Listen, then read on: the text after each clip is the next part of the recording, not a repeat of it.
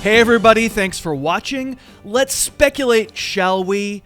For our next couple of videos, we're going to take a look way ahead to 2021, and we're indulging in a fun exercise. I'm going to count down my prospective fantasy football first round for next August based on what we know right now. Is it a little silly? Okay. It's also pretty fun.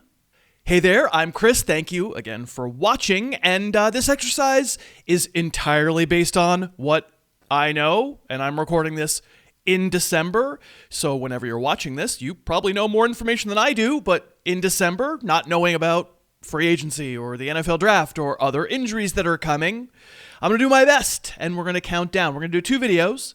This one will count down 12 through 7. The next one will do 6 through 1. It'll be fun. You'll disagree, but let's talk about why we like who we like.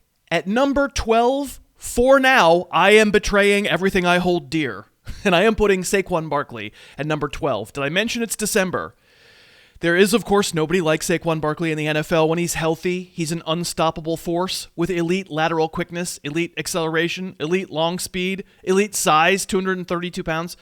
You know this about me. I think Saquon Barkley is the absolute truth. He was my number one player on fantasy draft boards this year, but that was before the first half of week 2 when he tore his ACL, which, as we know, it was simply the beginning of a cavalcade of disaster that beset the running back group, but the question we're going to be asking ourselves when we get to Saquon 8 months from now is, how high can we put a player coming off a wrecked season and a potentially career-altering knee injury?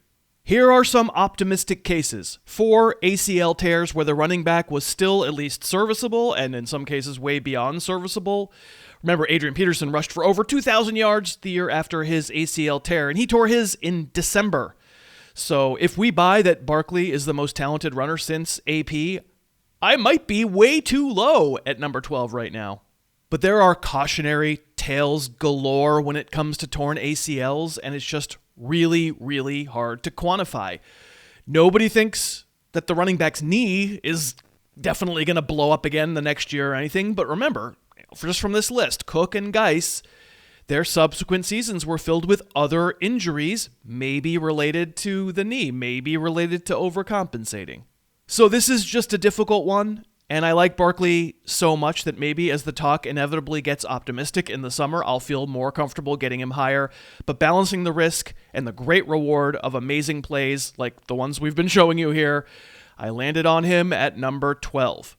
Okay, speaking of injured guys, at number 11, I'm sticking with Michael Thomas for now, and I should mention the ranks here are standard ranks, standard scoring.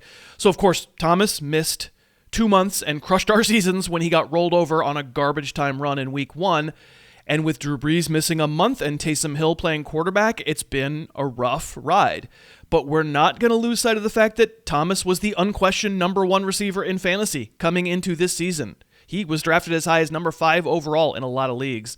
He caught an insane 149 passes in 2019. We're talking about one of the greats at the position, and we've shown you this kind of thing before, but let's talk about what makes him great.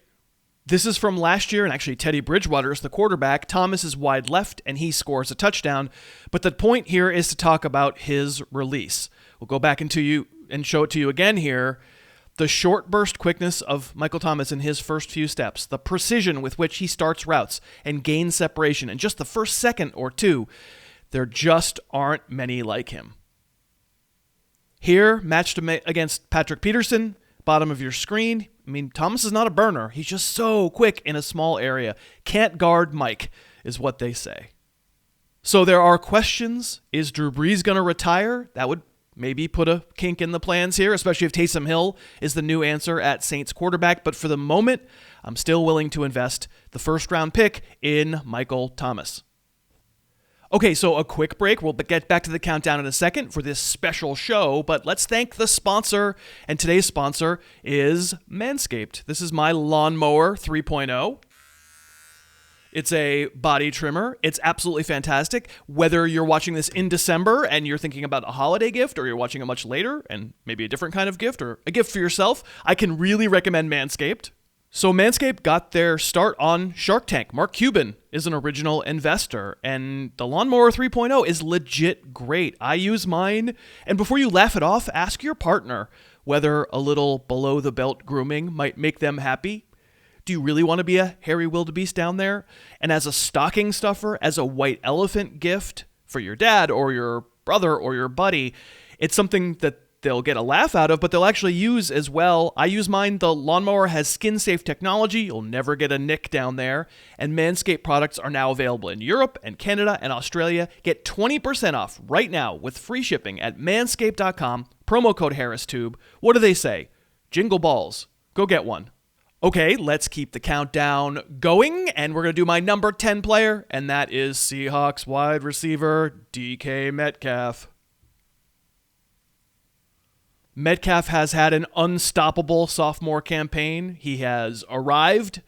Maybe he doesn't do it exactly like Michael Thomas does it by being a really good athlete, but also a craftsman and a release technician. That's maybe not Metcalf so much, but he has his own way, and he's basically pretty ludicrous. Down the field, there's no more dangerous receiver in the league. And the number of contested catches he makes, or the number of balls that he high points before a defender can even get in position to contest it.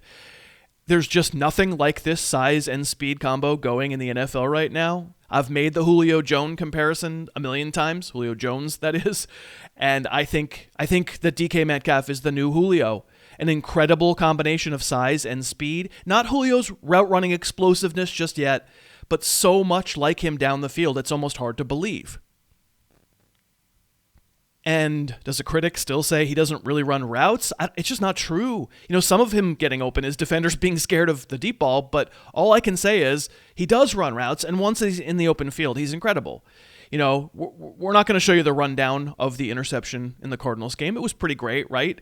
Players with this kind of ability are just undeniable. You can plan as a defense. You can roll safeties. You can focus on him. The Seahawks have shown this year Metcalf is going to get his. I've got my third straight receivers. We're getting higher on the list. At number 9, I'm going to put Tyreek Hill. Right now, he's my number 2 wideout for next season. Maybe Hill's the fastest player in the league. Absolutely could be. And teamed with that quarterback, you can see as the weeks tick by that Hill is the number one thing the Chiefs look to get going every single week. And it's usually down the field, and it's usually wow splash plays. And what can you say as of our recording this? The dude's either the number 1 or the number 2 fantasy point scorer at his position in every scoring format. But Hill is also an excellent player. From his huge game against Tampa a couple of weeks ago, he slot right. And Tyreek Hill doesn't need to get a great release because everyone's afraid he'll run by them, so they're not trying to bump him. But this winds up being good coverage, and Mahomes trusts Hill. He goes back shoulder, and Hill reads the corner's body position against him and realizes exactly where the throw is going to go to, and that is a different kind of athletic play. To make that catch, it's still really good. And okay, on a deep ball like this one, sure. And then the reason he's open, the reason he's getting the ball is because he's got elite deep speed. But, John Ross has elite deep speed. Marquise Goodwin has elite deep speed. Henry Ruggs has elite deep speed. Look at the body control on the dead run where Hill can pirouette and run backwards at full speed a couple of steps to make a catch. That's unreal coordination. And this one, is this touchdown really about speed, or is it about, first of all, obviously the ball placement is insane, and being attached to Patrick Mahomes makes any receiver more appealing, but this is also just kind of about being able to see the ball through a defender and having just the flat-out catching talent to throw up your hands at the exact right moment and catch it. Little dude is great. Unless something changes, he's going to be a consensus first-round pick next season. My number 8 player for 2021 is Josh Jacobs, and as we're recording this, right, he missed a key game with an ankle injury, so maybe some folks are a little mad at him. Hopefully, with the perspective of time, you'll get over it. He's the Jack Gerbil. He doesn't look big, but he is 220 pounds. He's stout, cuts amazingly well. He's the kind of running back whose game should play no matter what the Raiders do around him. His line hasn't really been all that good this year. His quarterback is highly variable. Jacobs is a crown jewel in any backfield. Let's just start with Jacobs running over a defender. This is a couple weeks ago. He actually wound up getting flagged for lowering the helmet here. But we are not talking about a shrinking violet or a small player who can't succeed in short yardage, running over defenders in goal line. He's really strong.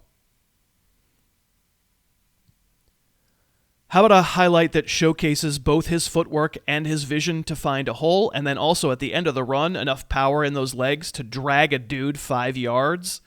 I mean, it just stands like, how can you tell you're dealing with an elite player? How about this play? If we freeze this one right when Jacobs plants his foot, when he's got the ball, he sees amid the chaos, he sees a block and he knows he has to jump outside to the left quickly, so he does. He's able to fight off that reaching defensive lineman, and then the next move will be a stutter step because he sees a linebacker coming. He's got to make that guy miss and have him go flying. And okay, now he's going to be around the edge. And this is what we mean when we say that a running back doesn't need a clean lane to make things happen, a running back who can do it on his own. And then we get to the end of the run, for good measure, he delivers a blow to a would-be tackler to keep going. I mean, he's great. And if you're worried at all about speed, or especially about acceleration, watch him hit the jets on this pitch out. I mean, I would say not like a long speed sprinting champion like Saquon Barkley, but plenty good enough. And is he the greatest goal line back in the history of the league? No, but he's improbably strong-legged and difficult to get to the ground. That's right, he sure is. Isn't he sturdy? The Jack Gerbil. And the last name we'll get to for part 1 of our countdown is Aaron Jones at number 7. This one comes with a pretty big caveat because Jones is an unrestricted free agent at the end of 2020, and our opinion of him will change probably depending on the offense he winds up getting attached to if the Packers don't bring him back. Maybe it shouldn't, because trust me, Jones's appeal is not just that he's Aaron Rodgers' caddy. Jones shares some qualities with Jacobs, probably not as sturdy, definitely not as powerful or as big, but probably has acceleration and a top gear that Jacobs maybe doesn't have. This was a clever move to find a hole, but look at all there are 2 safeties, right? 2 deep, not all the safeties, 2 of them. They're going to try to converge on him, but just watch as he pops and he kind of just squirts between them, right? They can't get there. They can't close to no hole by the time he gets there. That's one way that you know you're dealing with legit speed. And it's also fair to say that Jones is a more accomplished pass catcher than Jacobs because, I mean, as much as I love Jacobs, I don't dig around in his film and find stuff like this, which is obviously a wildly impressive downfield reception from Aaron Jones. And on these couple of runs against the Falcons, I think Jones looks a little like Jacobs, sort of clever shifting of his body to stay balanced, but also keeping his speed up and moving forward, always forward, exploding up into holes and banging hard into tacklers. And let's face it, for as much as we can imagine Jacobs pulling off a big part of this run, down the field, Jones turns into one of the game's home run hitters. He really is. He can get you the 77-yard touchdown to win you a fantasy week. Now, I am less interested in Aaron Jones if he's on the Jets, but for now, he is number 7. So here's where we are for the back half of the 2021 first round, with another video to come where we will reveal my top 6 players for 2021. So I'll be back soon with the rest of the countdown. In the meantime, we'd love it if you'd subscribe to the channel. That makes a huge difference for us. If you're not subscribed, just click the little bell. That does help. And then also support the sponsors, Manscaped. A really funny gift, a fun idea. You'll use it. Your friend will use it. Your partner will be very happy that you use it. I use mine. It's fantastic. We'd love it if you check out Manscaped and all of our sponsors, because that's how this channel happens. Thank you for watching. Please leave some comments and let us know what you think of the first part of this list, and I will see you for the second part very shortly. Thanks so much for watching. Please, please, please smash that like button, write a comment, tell us who else you'd like to see us review film on, and of course, best of all, please subscribe to our channel and then click that little bell above the subscribe button and you'll be notified whenever we post a new video.